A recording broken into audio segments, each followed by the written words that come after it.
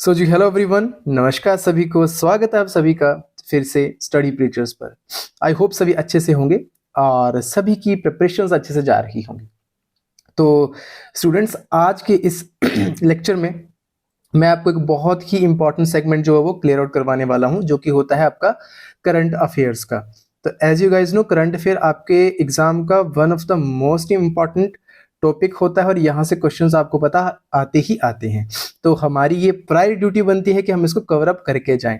तो मैं आपको पहले फरवरी के करवाऊंगा और धीरे धीरे करके बाकी आने वाले मंथ्स के भी मैं आपको करंट अफेयर्स जो है वो इसमें बताऊंगा। तो ये आपका पार्ट 1 है। इसमें मैं 11 से 12 करंट अफेयर्स आपके साथ डिस्कस करूंगा और सभी के सभी मोस्ट इंपॉर्टेंट होंगे। देखो, मैंने सारे ये जो करंट अफेयर्स यहाँ पे मैंने फरवरी मंथ के निकाले हैं, सारे के सारे मोस्ट इंपॉर्टेंट करंट अफेयर्स जो है वो निकाले हुए हैं ढूंढ के। तो इसके अलावा आपको कवर करने की जरूरत नहीं पड़ेगी। टू द पॉइंट बताऊंगा, प्रिसाइज, और जितनी इंफॉर्मेशन जहां पे रिक्वायर्ड होगी उतनी इंफॉर्मेशन आपको जो है वो प्रॉपर तरीके से मिलेगी। तो आप कंप्लीटली रिलाई कर सकते हो इस वीडियो लेक्चर पे। तो चलिए फिर स्टार्ट करते हैं बिना टाइम बर्बाद करे हुए हमारे पार्ट 1 को, जो कि फरवरी 2024 के करंट अफेयर्स का होने वाला है फर्स्ट पार्ट, राइट। तो आप अपनी स्क्रीन पे सबसे पहले देख सकते हो, यहाँ पे है जूड्स, DZUDS, जूड्स। देखो, डायरेक्टली ऐसे क्वेश्चन आ सकते हैं कि ये न्यूज में क्यों था या ये क्या है। तो अगर आपको बहुत ही सिंपल भाषा में बताऊं तो बेसिकली ये एक्सट्रीम वेदर कंडीशन को बोला जाता है। Extreme weather condition, weather condition. और साथ साथ में मैं आपको बता दूं, प्लीज आप अपनी नोटबुक लेके बैठिएगा और जो भी पॉइंट्स मैं लिखूंगा स्क्रीन पे तो आप वो सारे अपनी नोटबुक में लिख लेना, मोर देन सफिशिएंट रहेगा, राइट। तो जूड्स क्या है? एक एक्सट्रीम वेदर कंडीशन है और वेदर भी कौन सा? विंटर, ठीक है, विंटर। और ये कहां पे देखने को मिलता है? ये देखने को मिलता है मंगोलिया में। कौन से देश में? मंगोलिया। मंगोलिया कहां पे है? अब आपकी ड्यूटी क्या बनती है कि मंगोलिया को आप मैप पे लोकेट करना ना भूलें, राइट। सॉरी, मेरा थोड़ा सा गला खराब है। तो मंगोलिया में ये जो एक एक्सट्रीम विंटर कंडीशन है इसको जूड्स बोला जाता है, ठीक है। Freezing temperature, freezing temperature. अब इससे होता क्या है कि वहां पे लोगों की इकोनॉमी में जो है वो बहुत नुकसान होता है। अब आपको पता है कि पेस्टोरल इकोनॉमी है मंगोलिया की। पेस्टोरल का मतलब क्या हुआ कि जो पशुपालन है, कैटल रेयरिंग है, उसके ऊपर डिपेंड करता है। तो अगर कंडीशन इस तरीके से, विंटर कंडीशन ज्यादा खराब होगी तो जो ग्रास लैंड है वो कवर अप हो जाते हैं स्नो से, आइस से। तो बहुत दिक्कत आती है वहां पे, ठीक है। और बच्चों को अपनी एजुकेशन में दिक्कत आती है स्कूल आने जाने में। तो उसके रिगार्डिंग है ये जूड्स। तो बहुत इंपॉर्टेंट आपके एग्जाम्स के लिए, आने वाले एग्जाम में यहां से क्वेश्चन आप एक्सपेक्ट कर सकते हो। अगला है ग्रो। तो ग्रो की फुल फॉर्म आपको याद रखनी पड़ेगी यहाँ पे, और किसके द्वारा ये स्कीम जो है वो चलाई गई है ये याद होना चाहिए, मोर देन सफिशिएंट होगा, ठीक है। तो ग्रो का मतलब क्या हुआ? Greening and restoration of, greening and restoration of wastelands. जो भी आपके बंजर जमीन है, जो बेसलैंड्स है, उसको द्वारा से रिस्टोर करना, उसको ग्रीन करना, ठीक है। किसके द्वारा ये लाया गया है? नीति आयोग के द्वारा। Very very important piece of information, NITI Aayog के द्वारा। तो आपको ऐसे पॉइंट्स याद रखने हैं। और मैंने पहले ही बता दूं, मैं बता चुका हूं कि आप कॉपी पेन लेके बैठो और जो भी मैं यहाँ पे लिख रहा हूं इंपॉर्टेंट इंफॉर्मेशन, बस वही आप लिखोगे, इसके अलावा लिखने की जरूरत नहीं है। तो चलिए फटाफट से हम आगे बढ़ते हैं फिर अगली स्लाइड पे। तो अगली स्लाइड में हमारे पास है स्वाति। अब ऐसी जब भी कोई नई ऐसी स्कीम्स आती हैं तो आपको उसके बारे में पता होना जरूरी है। तो स्वाति का सबसे पहले हम फुल फॉर्म याद करेंगे। तो इसका मतलब क्या हुआ? Science for women, science for women, a technology, technology and innovation, and innovation. Science for women, a technology and information, sorry innovation, ये स्वाति की फुल फॉर्म है, ठीक है। अब ये स्कीम बेसिकली क्यों लाई गई है और ये क्या बताती है? तो ये हाईलाइट करती है वीमेन की अचीवमेंट को, और किस फील्ड में? स्टेम, ये फील्ड है। अब स्टेम का मतलब क्या हुआ? एस से आपका क्या है? साइंस, टी से क्या है? टेक, ई से आपका क्या रहेगा यहाँ पे? Engineering, right. एम से क्या रहेगा? Maths, very very important. M से क्या रहेगा? Medicine, medicine. तो स्टेम की फुल फॉर्म भी पता होनी चाहिए, स्वाति की फुल फॉर्म भी पता होनी चाहिए। स्वाति जो है ये हाईलाइट करता है विमेन के अचीवमेंट को इन डिफरेंट फील्ड्स में, साइंस, इंजीनियरिंग, टेक में, मैथ्स में एंड मेडिसिन में, राइट।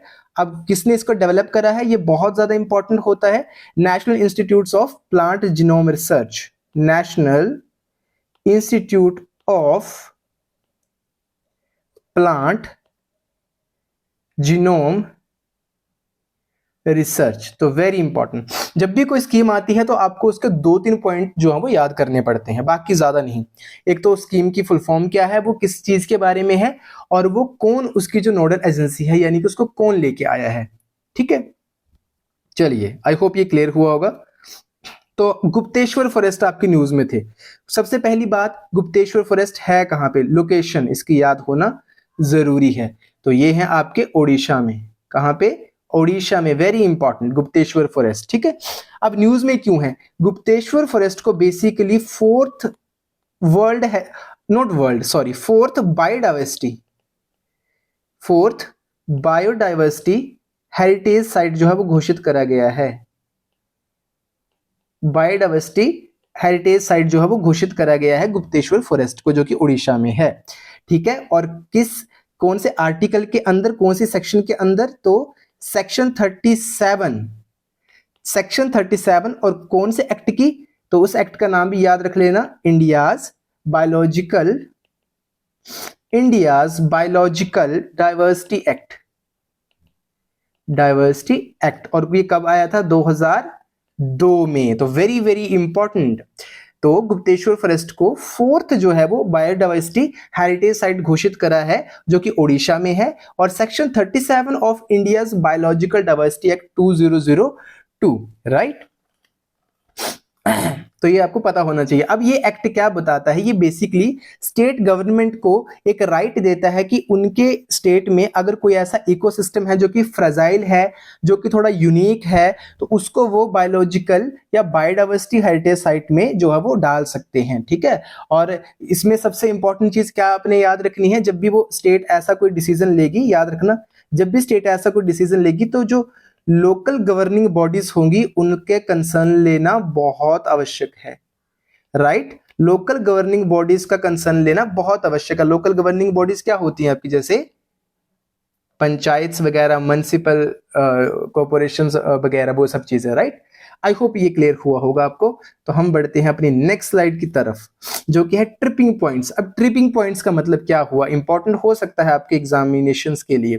देखो, ट्रिपिंग पॉइंट्स जो है ये बेसिकली थ्रेश होल्ड पॉइंट्स हैं, थ्रेश होल्ड पॉइंट्स। अब आपको थ्रेश होल्ड का तो पता होगा, यानी कि एक ऐसी लिमिट अगर जिससे ऊपर कोई चीज क्रॉस करेगी तो वो हमेशा नुकसानदेह होगी, यानी कि उसके एडवर्स इफेक्ट्स देखने को मिलेंगे हमेशा।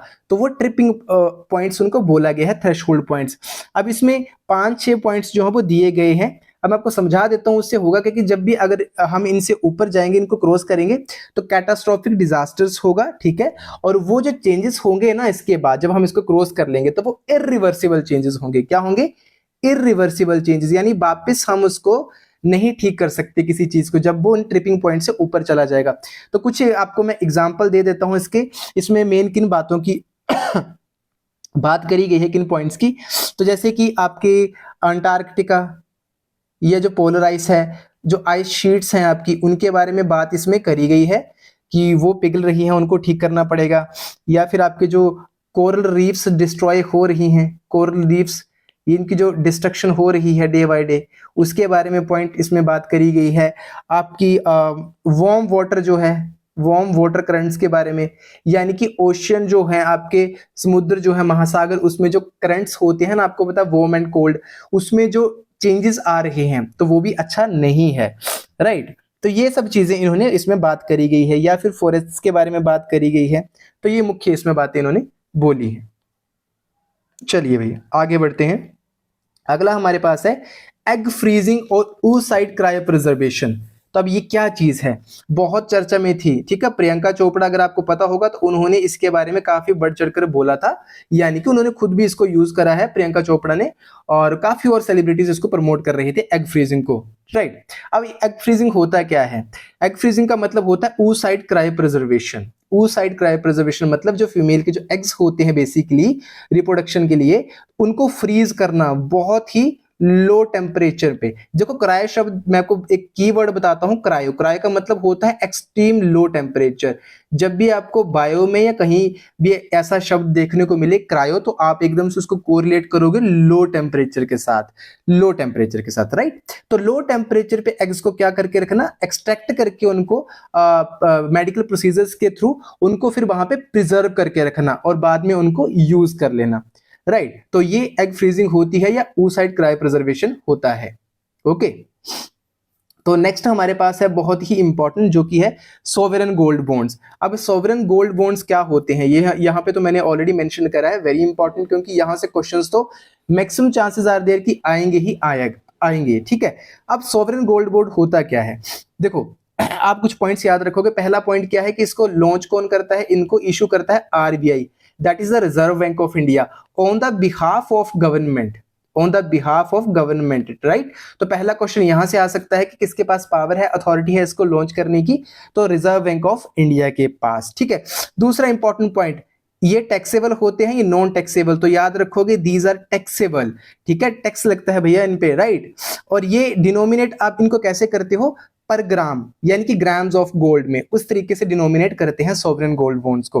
अब इसका ऑब्जेक्टिव क्या होता है, तो ऑब्जेक्टिव बेसिकली क्या है कि जो फिजिकल गोल्ड है ना, वहां से इन्वेस्टमेंट को शिफ्ट करके पेपर गोल्ड पे लेके जाया जाए, या फाइनेंशियल सेविंग्स के रूप में इसको रखा जाए गोल्ड को, राइट। फिजिकल फॉर्म में कम रखा जाए, क्योंकि लोग ज्यादातर आपको पता है फिजिकल फॉर्म में रखना पसंद करते हैं, तो ये चीज है, राइट। इसका जो अगर मैं टेन्योर की बात करूं तो 8 ईयर्स का टेन्योर इसमें रहेगा, 8 सालों तक। और जो आपको एग्जिट पॉइंट है, आप 5th ईयर जो आपका रहेगा ना, अगर 5 वर्ष आप कंप्लीट कर लेते हो उसके बाद आप यहां से एग्जिट कर सकते हो, राइट। कंपल्शन नहीं है कि 8 साल तक रखना पड़ेगा, तो ये एग्जिट पॉइंट 5वें साल के बाद मिलेगा। दूसरी बात, इसमें जो आपकी एनुअल रिटर्न जो है वो इसमें 2.5% आपको देखने को मिलेगी, कितनी, 2.5% एनुअल रिटर्न, तो which is also very important thing. And in bonds को आप एज अ कोलेट्रल भी यूज कर सकते हो। कोलेट्रल समझ आ रहा है, कोलेट्रल का मतलब क्या हुआ, डिफरेंट, अगर आप कोई लोन्स लेने लगे हो तो आपको पता है आप चीजों को एज अ कोलेट्रल देते हो बैंक्स को, तो आप सोवरेन गोल्ड बॉन्ड्स को एज अ कोलेट्रल जो है वो दे सकते हो, ठीक है। और उससे उसके ऊपर आप जो है वो लोन्स जो है वो ले सकते हो। तो आई होप आपको सोवरेन गोल्ड बॉन्ड्स समझ आए होंगे, बहुत इंपॉर्टेंट है आने वाले एग्जामिनेशंस के लिए, राइट। चलिए जी अगला हम बढ़ते हैं। तो Indian ocean conference, it is also very important, क्योंकि अब 7th जो आपकी इंडियन ओशियन कॉन्फ्रेंस हुई है वो कहां पे हुई है, पर्थ में, तो इसलिए यहां से ये करंट अफेयर बना है। पर्थ कहां पे है, आपका ऑस्ट्रेलिया में है, ठीक है। अच्छा आपसे मैं क्वेश्चन पूछता हूं कि पर्थ का क्लाइमेट किस प्रकार का है, यहां से ना बहुत बार क्वेश्चन आया हुआ है पर्थ के क्लाइमेट के ऊपर, तो प्लीज कमेंट सेक्शन में बताइएगा कि पर्थ का क्लाइमेट किस प्रकार का है, राइट।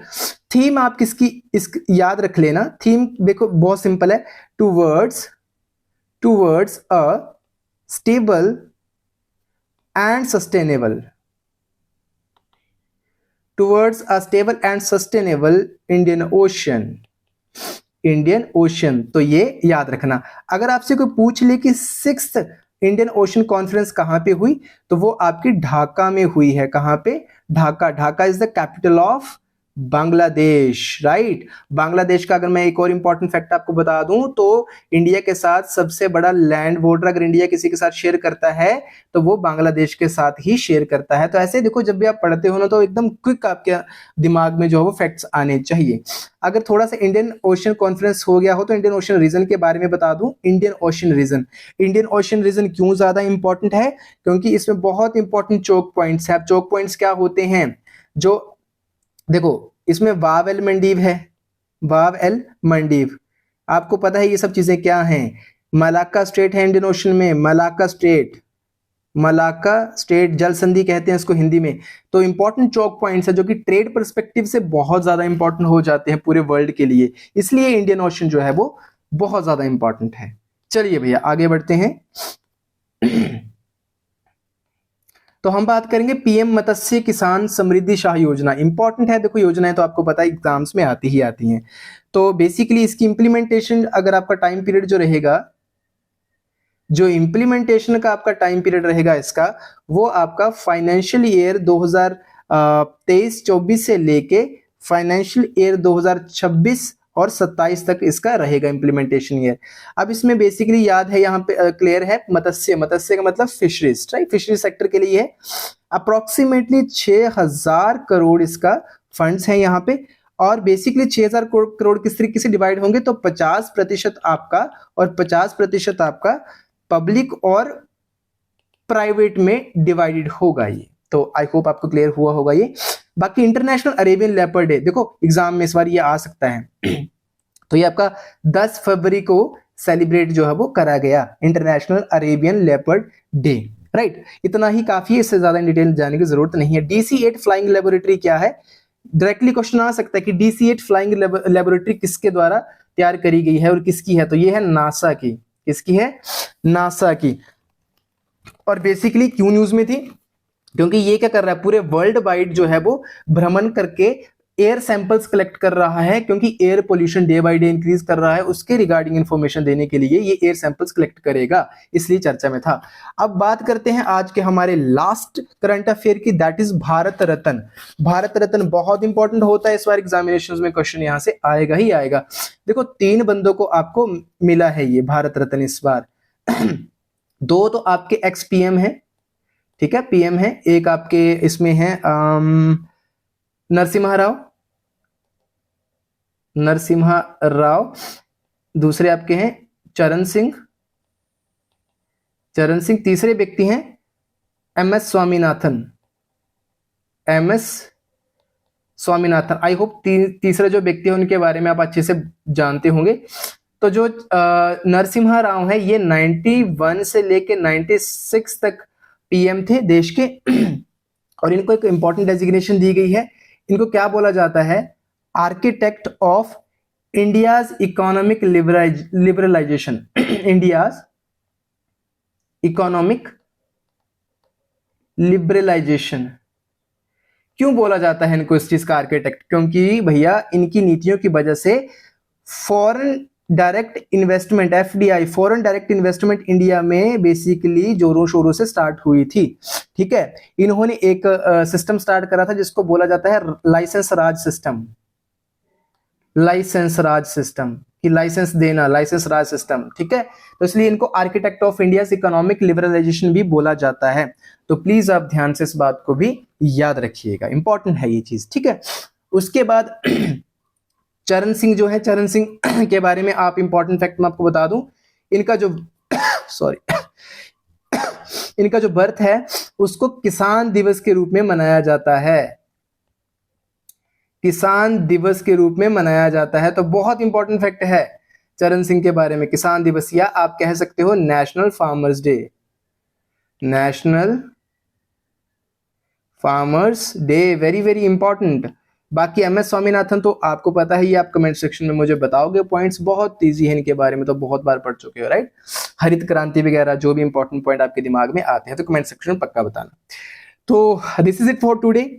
आई होप आप 18-20 मिनट में जो है काफी इंपॉर्टेंट करंट अफेयर जो है वो कवर कर चुके हैं, और मुझे आशा है कि आपको समझ भी आए होंगे। तो हम पार्ट 2 बहुत एक आध दिन के बाद मैं पार्ट 2 लेके आने वाला हूं, तो तब तक आप प्लीज उसको रिवाइज करिएगा। And thank you so very much for watching. और अगर वीडियो पसंद आता है, आपको एफर्ट अच्छा लगता है मेरा, तो चैनल को पक्का सब्सक्राइब करो यार, और वीडियो को शेयर करो, लाइक करो। Thank you so very much. जय हिंद, जय भारत।